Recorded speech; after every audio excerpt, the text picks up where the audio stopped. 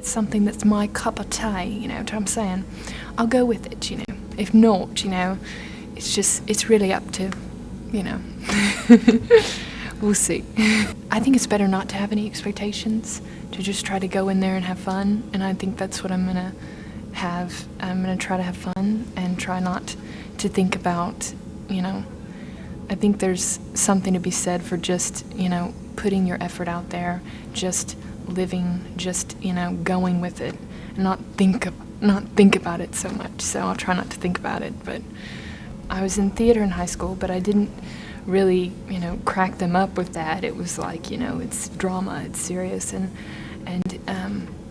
I don't know when I started just getting my voices down, but I've always been so intrigued by characters, and I'd watch, you know, Sinbad or Greater Tuna, and it would file away in my mind for, you know, that moment in the party when, you know, everybody's bored and, you know, there's that silence and you just throw it in there to kind of liven things up, and but I've never actually gone out and talked in front of an audience about, you know, just rambling on.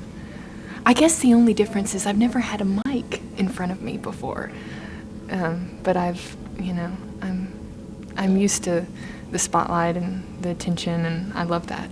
I'm just gonna go in there and try to, you know, just do the best I can, just be myself, because, you know, I'm just so out there, you know, completely bizarre, my sense of humor and my character, you know what I'm saying?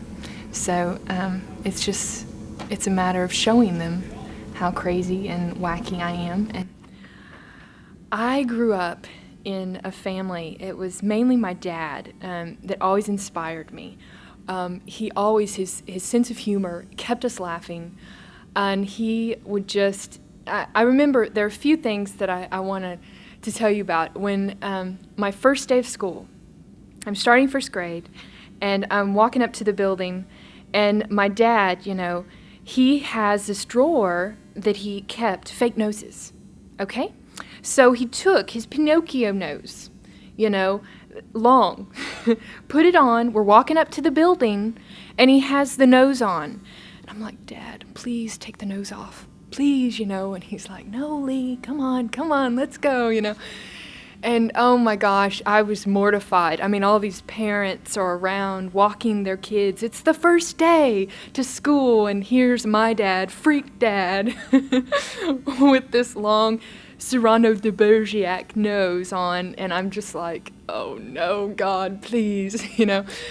Later on, I was able to look back and say, okay, this was my dad's way of trying to loosen me up, just kind of like laugh and not think about how nervous I was. But at the time, it was extremely vexing. But, you know, and he'd come to my school, and he'd always threaten to dance with the lunch ladies on the lunch tables. And, you know, so I was like, always, no, Dad, no, because I didn't know when it was a joke and when it wasn't.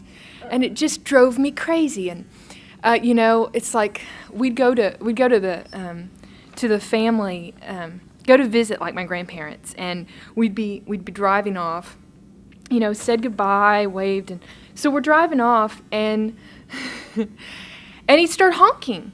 He'd honk the whole block. I mean, just honk, honk, honk, honk, you know, and my mom would be like, Jim, you know, she's like so embarrassed, you know, and I'm just laughing because my dad, hello, you know, he's honking. What is that? You know? And of course, you know, I've gotten older now, and so I kind of carry that on. When I would go away to school, he'd say, well, Lee, you know, remember the Alamo. So now, when I get to know someone and I kind of give them a sense of the crazy person that I am, I'll throw at them, you know, when they're leaving, I'll be like, remember the Alamo, or with family, I'll drive off and I'll be honk, honk, honk. You know, it's those kind of things that they stick with you. And at the time, they're so embarrassing. Oh my gosh. But, you know, you look back and you're like, they're great. And I just love my dad. But he's always inspired me. And my dad and I, we have this interesting relationship. I mean, all through high school, I never had like, I was afraid of dating, okay? I was afraid of boys, I was afraid of dating, so I didn't have a date, okay? And so I think my dad, he kind of took pity on me, you know, one time, it was right before homecoming, and it was like the night before, and he was like, well, Lee, oh, okay. He was like, Lee, you know, why don't we go dancing? So my dad, he loves to dance. And so we went to Village Station, which is a gay nightclub in Dallas. And he's gone there for years just to dance. No, he's not gay, but he just loves to dance. And the energy's there if you've never been there. So me, I'm 17. It's 2 weeks before I turn 18. And I go with him to Village Station. And oh my gosh, I had never experienced anything like that before. It just opened my eyes to so much. It was incredible. But we meet these guys there, and they're like, your dad's here? That's your dad? And I'm like, yeah. See, he's dancing. See him out there? And I just remember just being so naive, and that I'd never been exposed to that kind of culture before. And you know, when they be like, oh my goodness, I wish my dad could come out here. You know, I mean, you and I should be sisters. And I'm just like thinking, but you're a boy. We can be sisters, you know?